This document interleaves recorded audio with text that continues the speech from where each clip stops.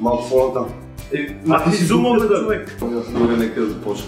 Здравейте, аз съм Мартин, а вие сте с Супер Хенди. Здравейте, аз съм Жоро и днес ще ви покажем как да си направите мини котлон от кенчета. Не прилича много на котлон, прилича повече на спиртника, но това вие сами ще го прецените. Естествено, не мина без инциденти, но затова може да видите в края на клипчето да се забавлява. Да, малко го запалихме този Георги. Нека да видим сега как се прави този котлон. Приятно гледане. И ето какво ще ни трябва. Спирт, памук, 2 кенчета, изолит бант, шило, нож, пила и чук. Започнете с отбелязването на дъната на кенчетата. На това място те ще бъдат срязани, като едно от дъната трябва да бъде срязано малко по-високо. Може да използвате този метод, за да ги очертаете по-лесно. На дъното на тясно очертаното кенче направете марки за дупки, както ви показваме тук, като в средата трябва да бъдат разположени 5 дупки, които да са толкова близо, че да могат да бъдат закрити от монета.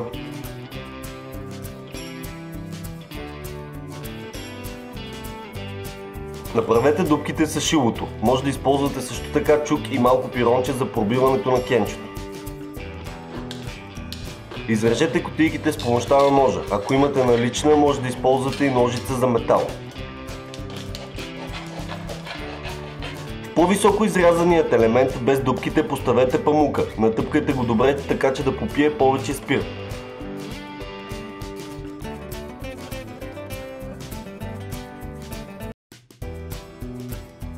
Свържете двете дъна, като елемента с дупките трябва да захлупи другият елемент. Ако не успеете да ги прилепите добре, използвайте чук.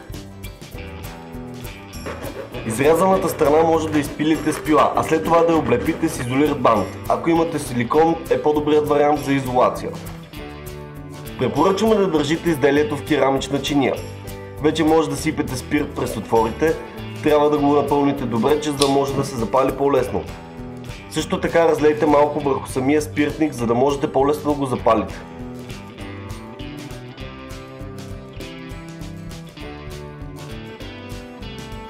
Надявам се клипът да ви е харесал.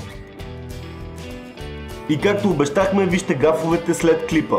Може да се абонирате за каналите ми в YouTube и VBOX, също така да харесате и страницата на Супер Хенди в Facebook. Скиване, косми, бе! Гледай го, върно, бе! Инсталирано ти, с колко мисля, ще дойде? То не помня пък.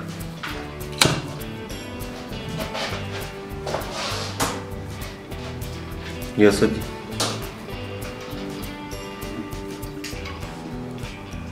Чакай, че то помнях мога да не отгасна и да помня шишето. Нека... Чакай. Къде еш това? Помните това веденките.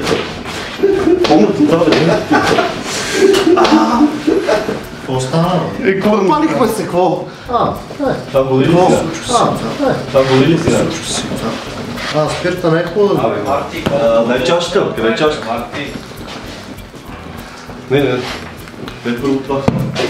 Марти, колко долу ще направиш? Докато не се запалим, бате. Не, Марти, този спирт свърши вече. Готов е, бе. Той изгасна.